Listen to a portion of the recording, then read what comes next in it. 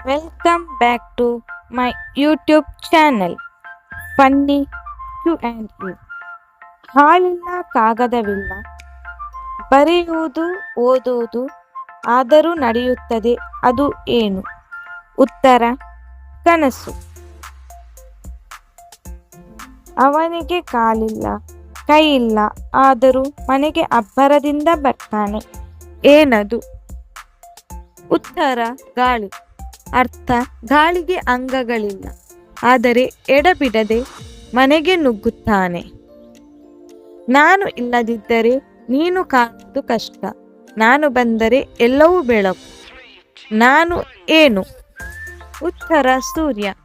ಅರ್ಥ, ಸೂರ್ಯನ ಬೆಳಕು ಇಲ್ಲದಿದ್ದರೆ ನಾವು ಏನೂ ನೋಡಲಾಗದು, ಅವನು ಬಂದಾಗಲೇ ಬೆಳಕು ಬರುತ್ತದೆ. ಮೂಗು ಇಲ್ಲ ಬಾಯಿ ಇಲ್ಲ, ಆದರೂ ಹಾಡುತ್ತದೆ, ಇದು ಏನು? ಉತ್ತರ ಹಾರ್ನ್ ಅಥವಾ ರೇಡಿಯೋ.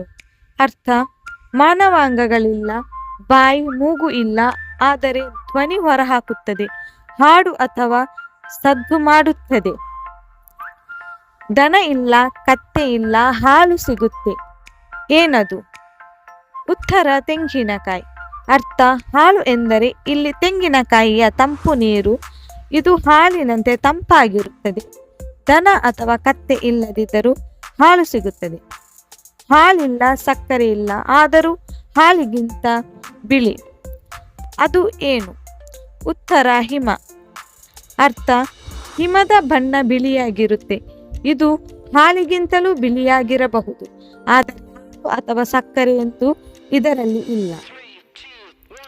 ತಲೆ ಇಲ್ಲ ಕಾಲಿಲ್ಲ, ಓಡುತ್ತಲೇ ಇರುತ್ತದೆ, ಅದು ಏನು? ಉತ್ತರ ಕಾಲ. ಅರ್ಥ, ಕಾಲಕ್ಕೆ ಶರೀರವಿಲ್ಲ, ತಲೆ ಕಾಲು ಯಾವುದೂ ಇಲ್ಲ, ಆದರೆ ಅದು ನಿಲ್ಲದೆ ಮುಂದೆ ಸಾಗುತ್ತಲೇ ಇರುತ್ತದೆ. ಕಲ್ಲು ಇಲ್ಲ ಲೋಹ ಇಲ್ಲ, ಆದರೆ ಬಾಗಿಲು ಮುಚ್ಚುತ್ತದೆ. ಉತ್ತರ ಚಾವಿ. ಅರ್ಥ, ಚಾವಿಯು ಚಿಕ್ಕದು, ಆದರೆ ಬಾಗಿಲನ್ನು ಲಾಕ್ ಮಾಡುವ ಮಹತ್ವಪೂರ್ಣ ಉಪಕರಣ. ಇದರಲ್ಲಿ ಕಲ್ಲು ಅಥವಾ ಬಲವಾದ ಶಕ್ತಿ ಬೇಕಾಗಿಲ್ಲ, ಆದರೆ ಬಾಗಿಲು ಹಾಕುತ್ತದೆ.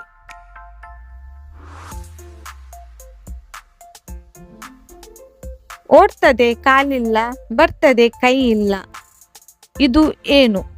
ಉತ್ತರ ನದಿ. ನದಿಗೆ ಕಾಲು ಕೈಗಳಿಲ್ಲ, ಆದರೆ ಅದು ನಿರಂತರವಾಗಿ ಹರಿಯುತ್ತದೆ, ತನ್ನ ದಾರಿಯಲ್ಲಿ ಸಾಗುತ್ತದೆ.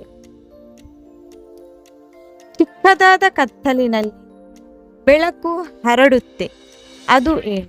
ಉತ್ತರ ದೀಪ. ದೀಪವು ಗಾತ್ರದಲ್ಲಿ ಸಣ್ಣದಾದರೂ ಅದು ಕತ್ತಲಿನಲ್ಲಿ ಬೆಳಕು ಹರಡುತ್ತದೆ, ಇದು ಜ್ಞಾನ ಅಥವಾ ಸತ್ಯವನ್ನು ಪ್ರತಿನಿಧಿಸುತ್ತದೆ, ಸಣ್ಣದು ಆದರೂ ಮಹತ್ವಪೂರ್ಣ. Thank you for watching. Please subscribe to my channel, like, share and comment. Thank you.